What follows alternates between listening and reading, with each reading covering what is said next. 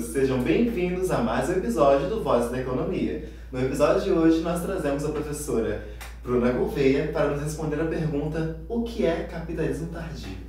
O capitalismo tardio, ele, apesar de ter esse nome, ele é muito complexo, não é que ele está denominando de uma forma cronológica que existiu um capitalismo anterior e agora um novo. Mas se fala de um capitalismo anterior como um capitalismo clássico. Quando se fala no capitalismo tardio, a gente está falando ali do pós-guerra, dos pós-grandes guerras, né? Guerras ainda existem por todo lugar. Mas a gente está aqui traçando um período que passa um pouco do imperialismo que o Lenin fala, mas não deixa de ser o mesmo capitalismo descrito no Capital ali em Marx. Então, principalmente porque Mandel, que cunhou isso, ele era um marxista, né? Então, ele está traçando não uma teoria sobre um novo capitalismo, não é um novo capitalismo, é o mesmo capitalismo com uma forma mais desenvolvida a partir de alguns acontecimentos que vão decorrendo ali a partir dos séculos e anos, né? E isso principalmente ali quando a gente tem o pós-guerra, temos um processo muito maior e que cada vez mais vai se desenvolvendo de uma industrialização mais intensa e rápida, um crescimento econômico muito mais intenso e rápido das tecnologias e principalmente um capitalismo financeirizado, que significaria que é a exacerbação da esfera financeira sobre o capital real. E aí, esse processo ele vem apenas se exacerbando. E aí vem outros nomes a partir disso, né, que eu nem vou citar, porque aí seriam outras definições.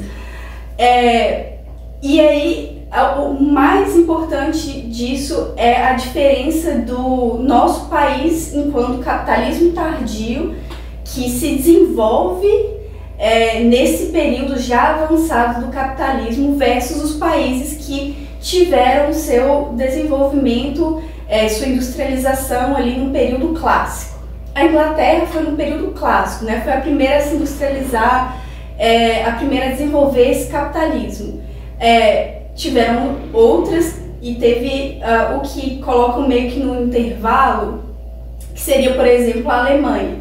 Mas eles ainda conseguiram se desenvolver num momento em que as forças produtivas ainda tinham como se equiparar. Hoje em dia, e já no momento em que se vive o capitalismo tardio, os países que não estavam chamados de não desenvolvidos, eles tinham que competir com países já extremamente estruturados. E aí, dessa forma, cria-se uma desigualdade entre esses países, né? Então, é muito importante a gente traçar isso do capitalismo tardio, porque mostra que temos um vácuo, uma diferença com os outros países muito grande. Nossa, excelente. E como você diria que é a relevância de entendermos o capitalismo tardio como sociedade? Bem, a gente entender que o capitalismo que a gente vive tem lacunas muito grandes é entender que a gente não pode analisar o Brasil igual a gente analisa os Estados Unidos, por exemplo. A gente tem que analisar de forma específica, entender o nosso país enquanto um modelo de desenvolvimento, né, porque muitos vão chamar de subdesenvolvido, muitos vão chamar de desenvolvimento, mas o Florestan Fernandes, por exemplo, vai dizer que a gente se desenvolveu, mas na nossa forma. Então, a gente não teve uma revolução burguesa nos moldes clássicos, mas uma contra-revolução burguesa.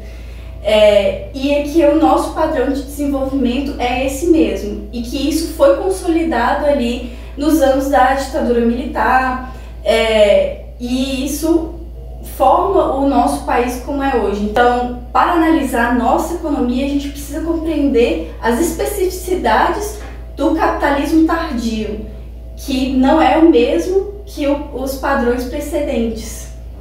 Nossa, com certeza. E isso levanta a questão, né, que o capitalismo tardio influencia a cultura e o consumo, né? Exatamente. O capitalismo tardio, ele vai tendo o consumo, ele é exacerbado também, e aí é uma era de consumismo muito maior. E agora, enfim, né, com as novas tecnologias, isso ainda é mais intensificado, e a gente pode ver numa cultura também muito mais individualista. E isso está bastante ligado com essa esfera do consumismo, né, e na mercantilização de tudo. Agora, o capitalismo financiarizado, ele não se restringe à esfera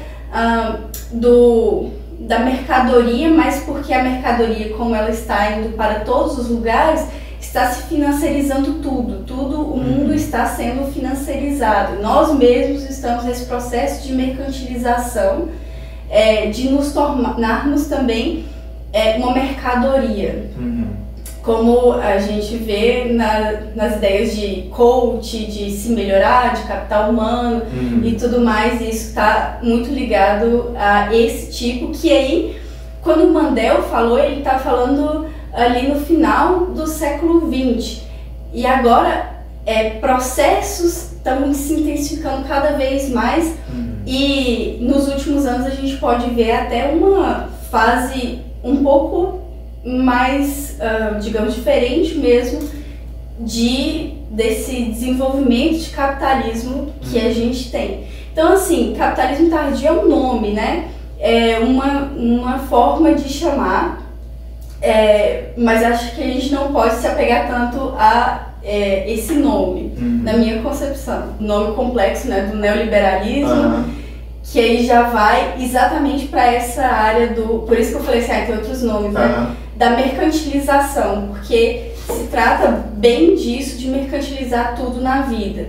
E bem dos autores que são ditos neoliberais, embora eles não se identifiquem assim, eles têm muito isso na teoria, como Friedman, por exemplo, que falava sobre tornar a mercadoria tudo o que fosse possível. Se uma praça, se pode vender ingresso para entrar numa praça, então essa praça deveria ser privatizada. Então, a privatização de tudo, dos nossos meios de vida e também dos nossos, do nosso lazer, por exemplo, o que hoje a gente não tem nenhum lazer que não passa pelo campo do capitalismo, né? Tudo tem esse meio a gente está sempre interceptado por esse meio do capital. O capital está entre as nossas relações, o capital está entre tudo que a gente faz.